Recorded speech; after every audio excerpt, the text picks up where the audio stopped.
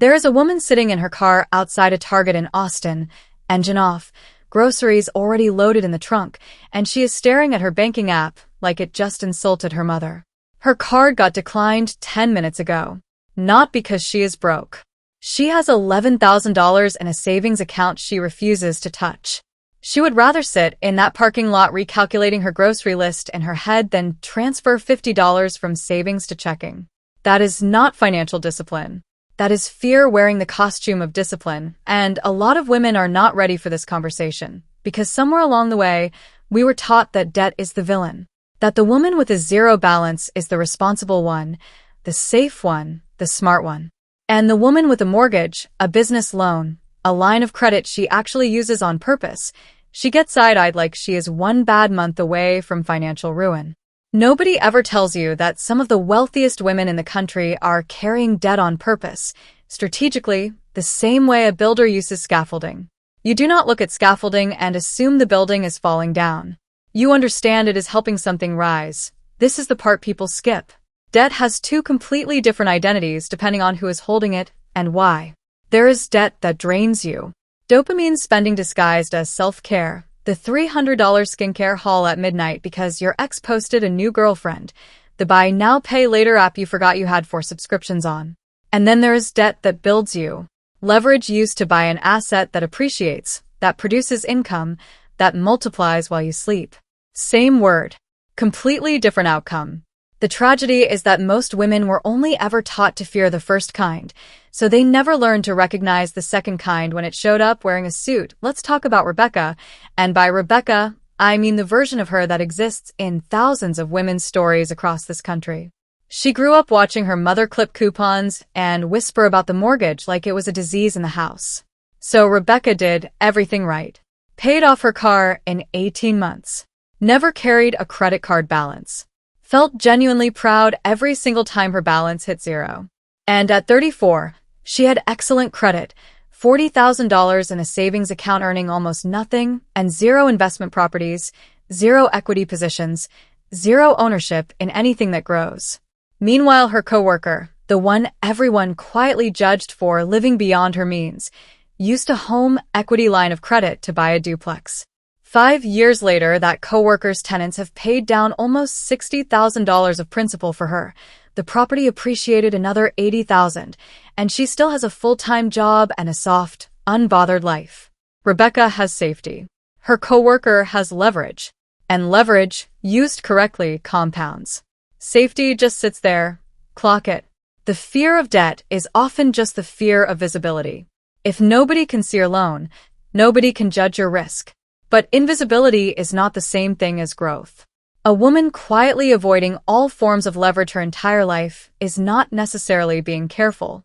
Sometimes she is being invisible on purpose because visibility once meant criticism, and somewhere back there, probably from a mother, an aunt, a church, or an ex, she absorbed the idea that women who take financial risks get punished for it socially, even when the math works in their favor. There is a psychological term for this, financial trauma bonding, and researchers who study household finance have observed that women, more than men, tend to associate debt with personal failure rather than as a neutral financial tool. It is not that women are worse at managing risk. Study after study on retirement accounts and investment behavior actually shows the opposite. Women tend to trade less impulsively and hold investments longer, which produces stronger long-term returns. The issue is not competence. The issue is permission. Women were rarely handed a framework that separates predatory debt from productive debt. So instinctively, protectively, many of us reject debt altogether, the good with the bad, like refusing to eat any food because some food made you sick once. Let's slow down and actually separate them, because this is where the entire video shifts from emotional validation into something you can use tomorrow morning. Bad debt is debt attached to depreciating things, bought under emotional pressure, at high interest with no plan to pay it down intentionally. The revenge trip to Cancun charged the week after a breakup. The car that costs more than your monthly rent because it made you feel like main character energy in the school pickup line. The credit card carrying a 26% interest rate because closing your eyes and tapping felt easier than budgeting that month. This is not a moral failure. It is a completely human response to stress, but it is expensive stress, and it deserves honesty, not shame. Good debt looks almost boring by comparison, and that is exactly why it gets ignored. A mortgage on a property in a growing area where your monthly payment builds equity instead of disappearing into a landlord's pocket. A business loan at 4 or 5% interest used to buy equipment that generates 10 times that return. A federal student loan that opened the door to a career paying 6 figures. Even a strategic 0% introductory offer used to consolidate high-interest debt into something manageable, paid off with intention before the rate resets. Good debt has a job. It is not there to soothe an emotion. It is there to build a position. Here is where soft life and financial intelligence stop being opposites and start being the same sentence. Quiet luxury is not about having zero debt. It is about having controlled, intentional, invisible leverage that funds a beautiful, calm life without anyone ever seeing the machinery behind it. The woman with the effortless apartment in a nice building. The woman who takes 2 vacations a year without panic in her voice. The rich anti-energy so many of us are chasing. She is usually not debt-free. She is debt-fluent. She knows exactly which liabilities are working for her and which ones would be working against her, and she has the emotional regulation to tell the difference without spiraling. Let's go inside a different life for a second.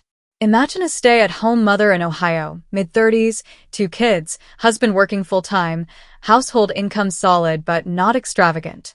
For years she felt embarrassed that she didn't contribute financially. So when her mother-in-law casually mentioned a small rental property for sale near her sister's place, she almost didn't say anything.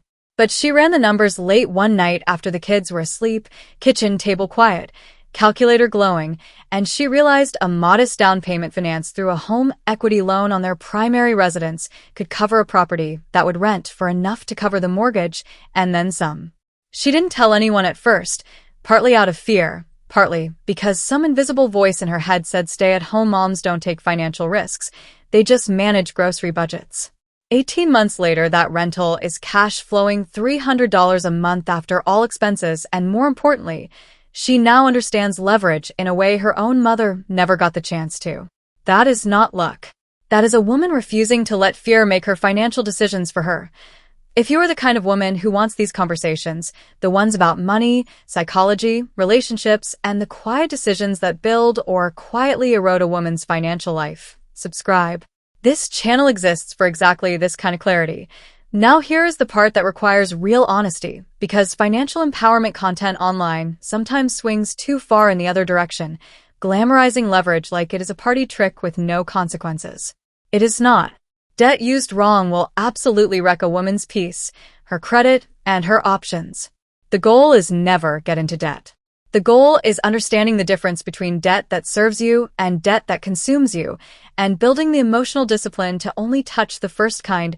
How does a woman actually build that discipline, especially if she was raised debt-phobic or debt-reckless, because both extremes exist. Start by naming the emotion attached to your money decisions before you make them. Before financing anything, ask what feeling you are trying to buy. Relief, status, comfort, escape. If the honest answer is an emotion rather than a return, pause. This single habit alone eliminates most predatory debt before it happens, because emotional purchases rarely survive a 24-hour delay and an honest internal conversation. Second, learn the language of leverage the way you learned the language of skincare ingredients, because you did that without complaint. You can absolutely learn the difference between an amortization schedule and an interest-only loan. Interest rate, term length, principal, equity, appreciation, these are not masculine concepts, they are just vocabulary, and vocabulary is power. A woman fluent in these terms cannot be talked into a bad deal by someone assuming she won't ask questions. Third, before taking on any debt, run what financial planners sometimes call the productivity test. Will this liability, over time, put more money in my pocket than it takes out? A mortgage on an appreciating property? Generally, yes. A car loan on a vehicle that loses 40% of its value the moment it leaves the lot? Generally, no, unless that vehicle directly generates income. A business loan for equipment that lets you serve triple the clients? Likely, yes. A luxury bag financed through an app promising for easy payments because it felt healing after a rough week? Almost never, and that is okay to admit without spiraling into shame about it. Fourth, and this one gets skipped constantly, build your credit like an asset. not an afterthought. Your credit score is leverage currency. It determines your interest rates, your approval odds, your negotiating power. Paying on time, keeping utilization low, and letting accounts age is not glamorous content, but a 750 credit score can save a woman tens of thousands of dollars over a decade in interest alone. That is not girl math. That is just math, and it is quietly one of the most feminist financial habits available because it requires zero permission from anyone else. Fifth, get comfortable with the idea that you are allowed to want more than safety.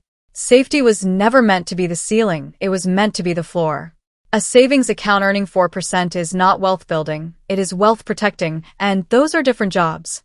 Real wealth tends to be built through ownership, real estate, business equity, market investments, assets that appreciate and produce income, and almost all meaningful ownership at scale involves some form of leverage at some point. The woman who waits until she has 100% cash for everything often waits her entire life, while the woman who understands calculated leverage moves years, sometimes decades, faster. There was a woman featured in a personal finance interview a few years ago who described the moment she stopped fearing debt as the moment she stopped fearing her own judgment. She had spent years asking other people, her father, her husband, strangers online, whether a decision was smart enough, safe enough, responsible enough. The turning point wasn't a spreadsheet. It was realizing she had done the math herself. She trusted the math, and she no longer needed anyone's approval to act on it. That, more than any interest rate, is the actual unlock, because here is the truth underneath all of this. The fear of debt is rarely about the debt. It is about trust. Trust in your own math. Trust in your own judgment. Trust that you are allowed to take up financial space in a world that often rewarded women for staying small, staying cautious, staying quiet about money entirely. Debt, used with intention, is simply a tool that asks you to trust yourself out loud. So the next time you are sitting in your car outside a store, staring at an app, terrified of a number, ask yourself which fear you are actually looking at. Is this debt that will drain you, born from an emotion you haven't named yet? Or is this leverage, quiet and unglamorous, waiting for you to finally believe you are capable of using it well? Because the softest life, the calmest, most secure, most beautifully unbothered version of your future is rarely built by a woman who avoided every risk. It is built by a woman who finally stopped being afraid of her own power, picked up the tool everyone told her to fear, and used it to build something no one can ever take back from her. That is the whole difference.